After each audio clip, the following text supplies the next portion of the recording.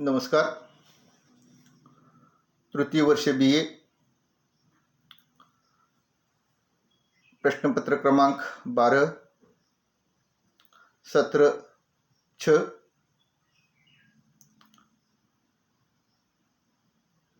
पाठ्यपुस्तक है अंतिम साक्ष्य, जिसकी लेखिका है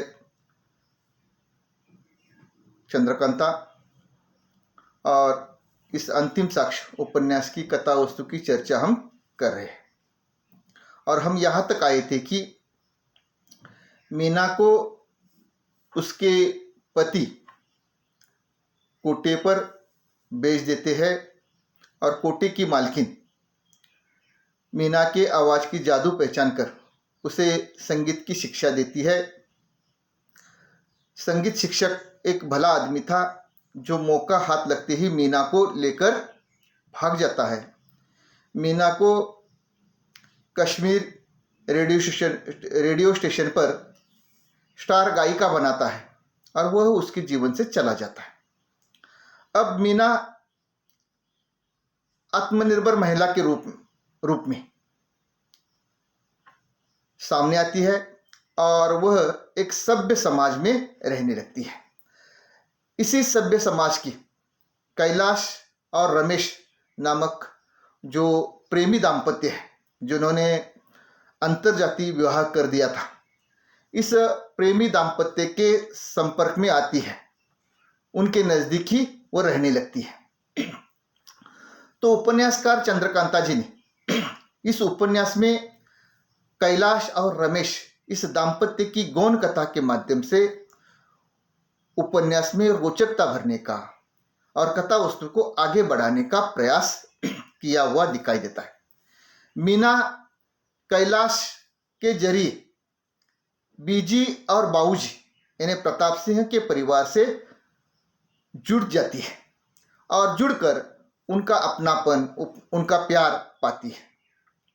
अतः बीजी के प्यार में यानी प्रताप सिंह के पत्नी के प्यार में हम देखते हैं कि मीना के उस कष्टमय जिंदगी को देखकर सहानुभूति थी, लेकिन प्रताप सिंह का जो मीना के प्रति जो प्रेम है, उस प्रेम में सहानुभूति के साथ साथ उनके हृदय के कोने में पत्नी के रहते हुए भी कोई अव्यक्त प्यार की अपूर्णता थी, और यह अव्यक्त प्यार की अपूर्णता उन्हें मीना के प्रति आकर्षित करती है। मीना के रूप में उनके मन की ये अधूरी साध पूरी होने लगती है।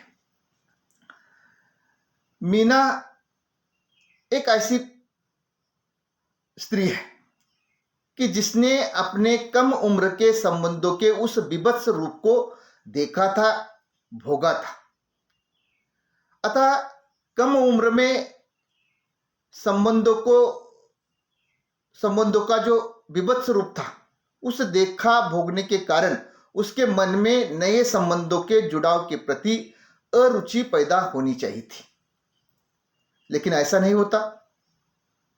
इसका कारण यह है कि उसके भी हृदय में एक दिल था। अतः जिसने कम उम्र में संबंधों के उस जुड़ाव का एहसास, प्यार की उस अनुभूति का आनंद नहीं उठाया था, और शायद यही कारण है कि संबंधों के विभत्स रूप को भोगने के बाद भी मीना बाऊजी के प्रति आकर्षित होती है। बाऊजी के संबंधों में वह प्रेम की उस अनुभूति का एहसास पाती है। बाऊजी के प्रेम में वह प्रेम की उस अनुभूति का एहसास पाती है, और उसके जीवन में, उसका जो नीरस जीवन था, उसमें एक रस निर्माण होता है। लेकिन मीना का प्रताप सिंह के साथ जुड़ना उसके जीवन में स्थायी आनंद नहीं ला सका। क्यों? तो उसके अनेक कारण हैं। लेखिका उनके इस मीना के जीवन में जो स्थायी आनंद नहीं आ गया, उसका चित्रण करते हुए लेखिका कहती है कि जुड़ना भी और जुड़कर हजार तकलीफों, दुखों के बीच अलग होना भी और अलग होकर नितांत अकेलेपन का स्वाद पाना भी मीना की जैसे नीति बन गई। प्रताप सिंह का मीना के साथ जुड़ना बीजी में अकेलापन लाता है। प्रताप सिंह का मीना के साथ जुड़ना इन्हें उनकी पत्नी में अकेलापन लाता है। पति के प्रति संपूर्ण समर्पण करने वाली बीजी पति का मीना के साथ जुड़ना सह नहीं पाई। कोई भी स्त्री पति के जीवन में दूसरी स्त्री का आना बर्दाश्त नहीं करती। पति के अनैतिक आचरण से पत्नी के जीवन में तनाव आता है वह अकेलेपन की त्रासदी बनती है। अतः शायद कोई भी स्त्री बच्चों के बड़े होने पर अपने पति को वो पहले वाला प्यार नहीं दे पाती और यही वजह है कि पति को अपने जीवन की कमी या रिक्तता महसूस होने लगती है और इसी रिक्तता को भरने की कोशिश में प्रताप सिंह मीना से जुड़कर करने लगते हैं। लेकिन यह भी सत्य है कि कोई भी भारतीय स्त्री अपने पति के जीवन में दूसरी स्त्री का आना सह नहीं पाती। मीना का प्रताप सिंह के जीवन में आना बीजी सह नहीं पाई। वह अपने पति का विरोध नहीं कर सकी। उसका विरोध अव्यक्त होता है। उसका विरोध कैसा है? अव्यक्त है। उसका विरोध अव्यक्त है। अतः वह इस विरोध के कारण भीतर ही भीतर कूटने के लिए अभिशप्त बनती है और एक दिन इसी कूटते कूटते वो बीमार पड़ती है और बीमार पड़कर उसी में उसका अंत होता है। अतः यहाँ एक बात स्पष्ट होती है कि न बीजी प्रताप सिंह के जीवन के उस खालीपन को समझ पाई और न प्रताप सिंह भारतीय स्त्री के मन को समझ पाए।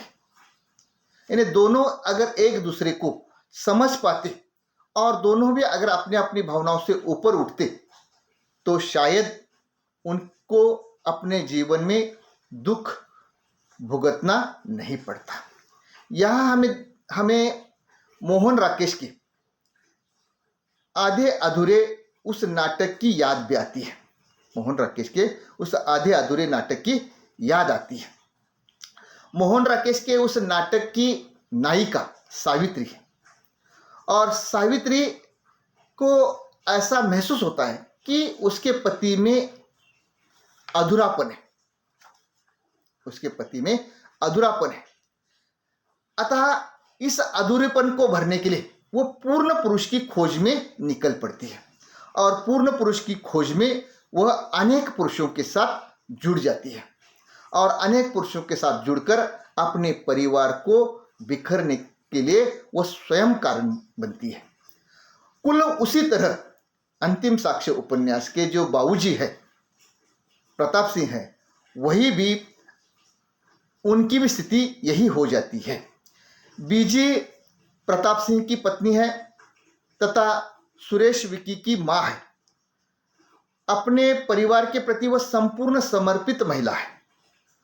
पति की सेवा में सतर्क तथा बेटों के भविष्य तथा उनके चाल चलन के प्रति दक्ष रहने वाली बिल्कुल घरेलू महिला के रूप में यहाँ बीजी का चरित्र चित्रण चंद्रकांता जी ने किया है। अतः पतिनिष्ठ बीजी अपने पति का दूसरी स्त्री से संबंध बनाना सह नहीं पाती। कुछ बाजार जाना था बीजी को और वो सोचती है कि बाजार जाते समय मीना को भी साथ ले चले और मीना को साथ लेने के लिए वह मीना के घर जाती है। तो घर जाकर वो जो दृश्य देखती है वो दृश्य इस प्रकार था कि भीतर के पलंग पर उसके पति लेटे हैं और मीना अपने शरीर के तमाम आवरणों से बेखबर जाने किस भावाकाश में उड़ाने भरने लगी थी। अतः बीजी ने ये दृश्य देखा तब बीजी के देखते ही मीना हड़बड़ाकर पलंग से दूर हटती है और अपने कपड़े संभालने लगती है। लेकिन इस घटना का प्रताप सिंह के चेहरे पर कोई भी कुछ भी घटित नहीं हुआ ऐसा भाव था।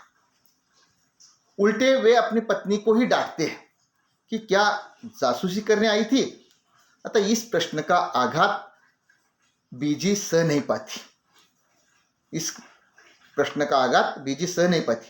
और इस घटना के बाद बीजी का अपने पति के प्रति जो आक्रोश था वो अव्यक्त आक्रोश होता है। वह भीतर ही भीतर कूदने लगती है और उसका दम घुटने लगता है।